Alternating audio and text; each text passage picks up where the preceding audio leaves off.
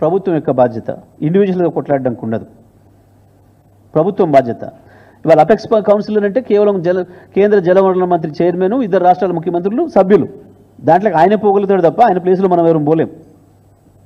తెలంగాణ ముఖ్యమంత్రి ఎవరుంటే వాళ్ళు పోవాలి, తెలంగాణ ముఖ్యమంత్రి ఎవరుంటే వాళ్ళకే డిమాండ్ చేసే రైట్ ఉంటుంది.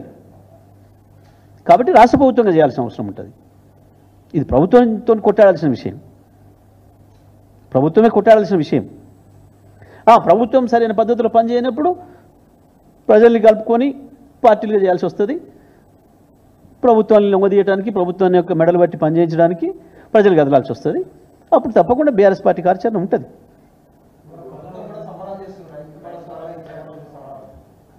సంబరాలా? ఎందుకు 2.5 నెలలు ఓట్ల కళ్ళలో వండబెట్టి 4 సార్లు నానబెట్టి తడిపినందుక, లేదా 4 విడతలు ఇవ్వాల్సిన రైతు బంధు ఎగ్గొట్టి ఎన్నికల నాడు ఒకనాడు వేసినట్టు చేసి మళ్ళీ ఎన్నికల నాడు వేస్తున్నందుకు సంబరాలా? రైతు బీమా ఎగ్గొట్టి పాపం చనిపోయిన కుటుంబాలు ఉసురు పోసుకుంటున్నందుకు సంబరాలా? లేదా నదుల నీళ్లను కూడా ఉపయోగించలేక ఉన్న ప్రాజెక్టులను ఉపయోగించకుండా లక్షలాది ఎకరాలు ఎండబెట్టి రైతాంగాన్ని మళ్ళీ అప్పులపాలు చేసినందుకు సంబరాలా? దేనికి సంబరాలు చేస్తున్నారు? మేము 11 సార్లు వేసినాం రైతు బంధు, ఒకనాడు కూడా మేము సంబరాలు చేసి ఎగురు దొరకలే. ప్రభుత్వంగా మన బాధ్యత, మాట ఇచ్చినాం, చేసినాం, పోయినాయి రైతులు అట్లా నిమిషాల మీద.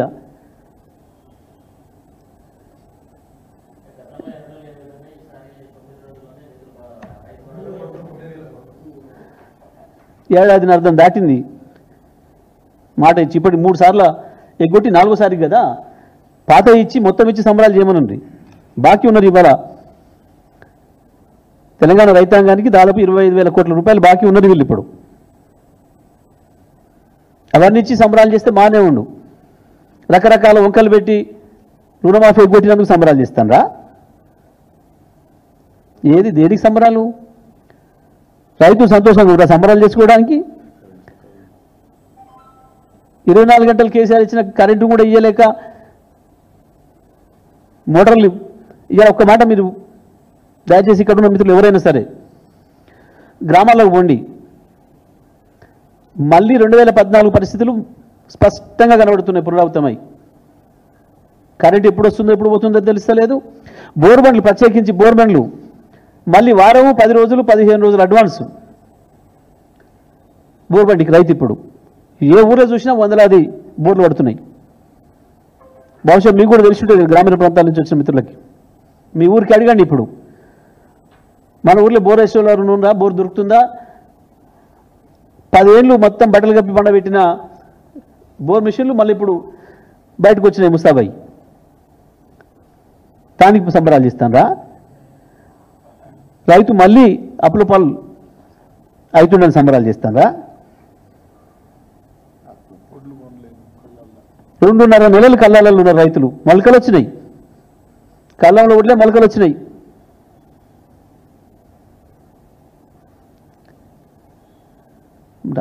అంటే బాగా కానీ సిగ్గు అనిపిస్తలేదా వాళ్ళకు? ఎట్లా చేసుకోవాలి సంబరాలని? ఇంతవరకు బోనస్ రూపాయి, 1 రూపాయి ఇయ్యలే బోనస్లది. అన్నీ ఎగ్గొట్టి రైతులకు ఇవ్వాల్సినవి ఏదో 9,000 ఇచ్చినవి. దానం ఇచ్చినావా? 9,000 బాకీ ఉన్నవి ఇచ్చినావు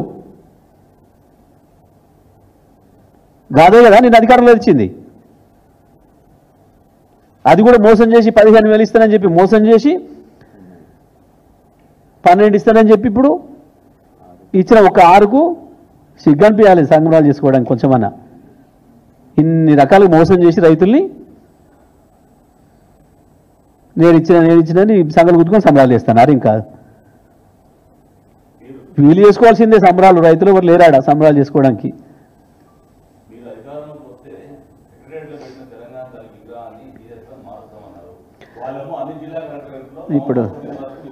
ఇప్పుడు ఎందుకు ఇప్పుడు వద్దు ఆ సబ్జెక్ట్, దీంట్లోనే పోదాం. మాకు ఇంకో మాట్లాడుకుందాం. అది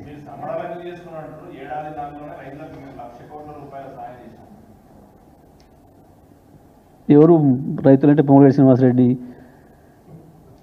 బట్టి విక్రమార్క, కోమటిరెడ్డి వెంకటరెడ్డి, ఉత్తమ్ కుమార్ రెడ్డి, గీళ్ళ 1,00,000 కోట్ల సాయం వీళ్ళకి చేసుకున్నారా? ఒకరికొరు ముఖ్యమంత్రి అన్నదమ్ములు 4, ముఖ్యమంత్రి కుటుంబం 4 మంత్రులు, 1,00,000 కోట్లు వీళ్ళకేనా సాయం చేసింది? ప్రతి అడుగున రైతును దగా చేశారు కదా, తెల్లవారి నుంచే మోసం కదా. కేసీఆర్ వేస్తున్న రైతు బంధును ఆపి, రైతన్నా మేమే ఆపినా వారం ఆగితే మీకు 15 వస్తాయి, ఇప్పుడు 10 అని చెప్పి మోసం చేసి సిగ్గు లేకుండా మళ్ళీ పార్లమెంట్ ఎన్నికల దాకా వేయలే కదా. పార్లమెంట్ ఎన్నికల ముందు వేసింది కూడా కేసీఆర్ సంపాదించి పెట్టిపోయిన డబ్బులే కదా. మీ ముఖాలకు మొదటిసారి ఇవాళ ఒక సగం వేసి దానికి సంబరాలను చెప్పుకొని, నిజమే 1,00,000 కోట్లు మీ 8 మంది కలిసి సంపాదించుకున్నారేమో. రైతాంగానికి రావాల్సిన రూపాయి ఏది రాలే ఇప్పటి వరకు. మీరు ప్రకటనలు చేసుకోవచ్చు, కానీ ఏ ప్రకటన ఏందో రైతు గుండెలో ఉంది. ఎవరు సంబరాలు చేయాలనో ఎట్లా చేసుకోవాలనో రైతులకు తెలుసు.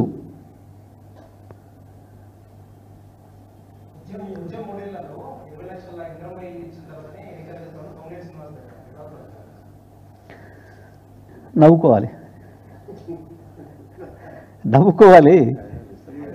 ఏడాది అర్థం అయిపోయింది. ఇప్పుడు వరకు 2 ఇళ్ళు కట్టలేదు, కానీ ఇక 3 ఏళ్ళు 20 లక్షలు కడతానంటే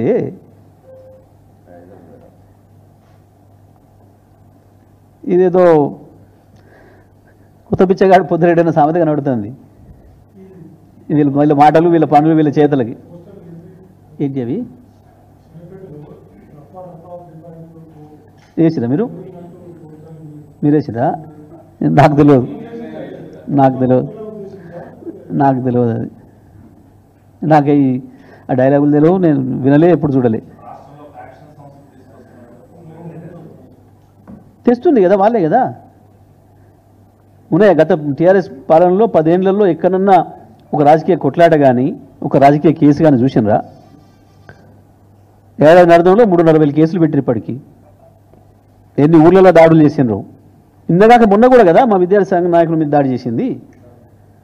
ఎప్పుడైనా మీరు 10 ఏళ్ల చరిత్రలో ఒక్క రికార్డు చూపిస్తారా? మీడియాలో రికార్డ్ అవుతుంది కదా, టీఆర్ఎస్ పార్టీకి సంబంధించి ఒక దాడి చేసిర్రు, ఒక రాజకీయ పార్టీ కార్యకర్తను కొట్టిండ్రు అన్న సందర్భం 10 ఏళ్ళ రికార్డు తీసి చూపించండి. ఎక్కడైనా జరిగితే తప్పకుండా రికార్డు ఉంటుంది. ఎలక్ట్రానిక్ మీడియాలను, ప్రింట్ మీడియాలను ఎక్కడో చోట రిపోర్ట్ అయి ఉంటుంది. తీసుకురండి మొత్తం 10 ఏళ్ళది. ఒక్క చోట టీఆర్ఎస్ పార్టీ ఒక రాజకీయ దాడి చేసినట్టు, ఒక రాజకీయ కేసు చేసినట్టు అక్రమమైంది. ఎన్ని దాడులు చేసిరు ఇప్పటికీ? మొత్తం మీడియాతోనే రిపోర్ట్ అయితేనే ఉంది కదా, చూస్తున్నాం కదా. పని చేయలేక ఈ చిల్లర వేషాలు వేసుకుంటూ, ప్రశ్నించిన వాళ్ళ మీద దాడులు చేస్తూ,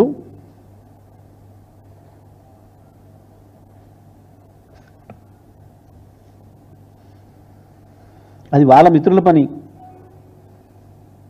ఆంధ్రలో ఉన్న వాళ్ళ మిత్రుల పని అది. ఆయన కదా చెప్పుకున్నాడు, మమ్మల్ని చంద్రబాబు నాయుడు గెలిపించిండు అని చెప్పొచ్చు కదా. కాంగ్రెస్ పార్టీ కార్యకర్తల కంటే మీ వాళ్ళు ఎక్కువ పని చేశారు మాకు. వాళ్ళ సంస్కృతి కదా అది, వాళ్ళ మిత్రుల సంస్కృతి ఇక్కడ తెచ్చే ప్రయత్నం వాళ్ళు చేస్తున్నారు.